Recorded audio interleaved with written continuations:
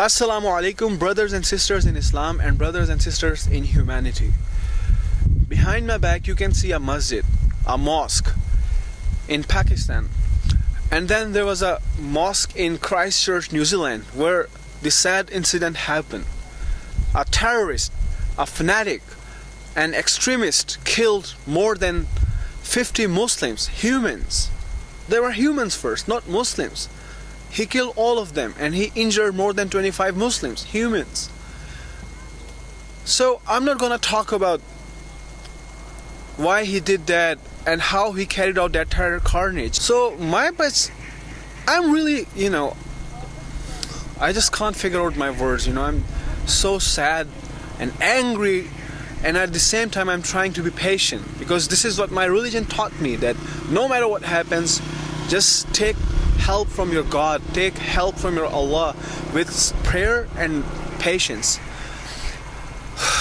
So I just want to address, I know there are a lot of other people who have the same mentality. I want to address all of these people, that what the problem that guy was having, that terrorist guy was having the problem, and what he did was a solution of that problem. Did it solve any of his problems? Of course not. Killings of innocent people can never be justified. And if anyone is trying to justify the killing of innocent people, he is also a criminal. He is also supporting that supreme crime against humanity. I'm not just talking on behalf of my Muslim community, my Muslim brothers and sisters. And that's not a problem with just Muslim community, okay? That's a problem of everyone, every human. You're Muslim or not Muslim. That the extremist, the terrorist, and the one who's fanatic doesn't have any religion, doesn't have any race, doesn't have any ethnicity. We just can't generalize just because of one person, all of the community. Whether it's in Muslim, there are extremists in Muslims as well. There are extremists in Christians as well. And there are extremists in all of the religion and race.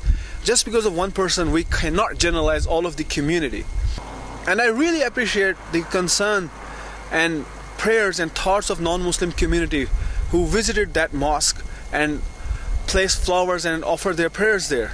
Anyone who doesn't condemn these killings, anyone who doesn't condemn this supreme crime against humanity, anyone who doesn't condemn that terror carnage is also the criminal. Wrong is wrong, even everyone is appreciating it. And right is right, even everyone is against it. And now I want to talk to my Muslim brothers and sisters that don't be just scared of this coward act of, brutality and terrorism, okay? We should just make our attendance double to mosque, double to masjid, that faith is everything to us. And those people who died, they're not just common people. They embrace shahada. They embrace martyrdom.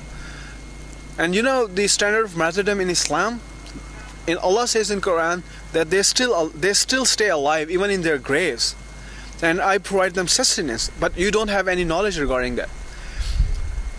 Having disagreements based on knowledge is not a bad thing, but trying to impose your opinion on others and considering everyone is wrong and I'm the only right person, that's bad. The moment you start trying attack on others, having personal attacks or trying to undermine their good sense and judgments, that's the first step to extremism. That's the first step to fanaticism. So I've been debating with atheist people on social media. There are a lot of things I agree with them, there are a lot of things they agree with me, but we never fought with one another. And those people who starting to do personal attacks, we just block them. It's because that's not the way you should do the conversation. You just place your statement and prove your statement with arguments. And I have seen that whole clip of 16 minutes. And a lot of people are trying to prove him as a psychotic or a psychopath. What? He's not a psychopath. He was driving like a sane person. He was obeying all of the traffic rules. He didn't hit any of the car.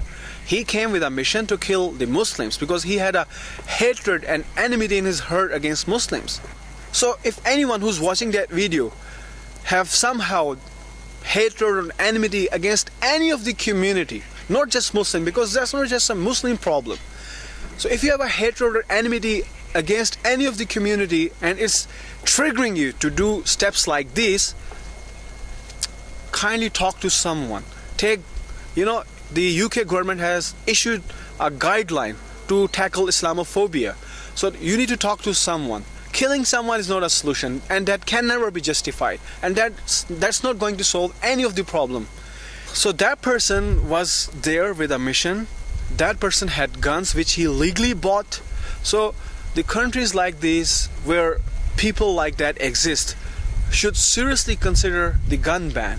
Another lesson, being a Muslim, I learned that killer went inside the masjid. He killed all of the people without any discrimination. He didn't ask anyone, are you Shia, are you Sunni, are you Wahhabi? He just killed everyone without any discrimination. So we should learn from that when an enemy attacks, he just attacks all of you. Not just Shia, not just Sunni, not just Wahhabi. So he's attacking Muslims. So we have ideological differences, we have differences of fiqh. So just because of these differences, we shouldn't hate one another. We shouldn't just, boycott one another. Socially, there are social boycotts. So we shouldn't do that. We should stay united. We should love one another regardless of differences in opinion, regardless of ideological differences. I don't know what else I have to say. So this is what I was feeling. So I thought I should share with you guys. And just always remember these victims in your du'as. And my prayers and thoughts are with the families of the victims, and may Allah subhanahu wa ta'ala protect all of us, and may Allah subhanahu wa ta'ala guide all of us. Stay blessed and take care.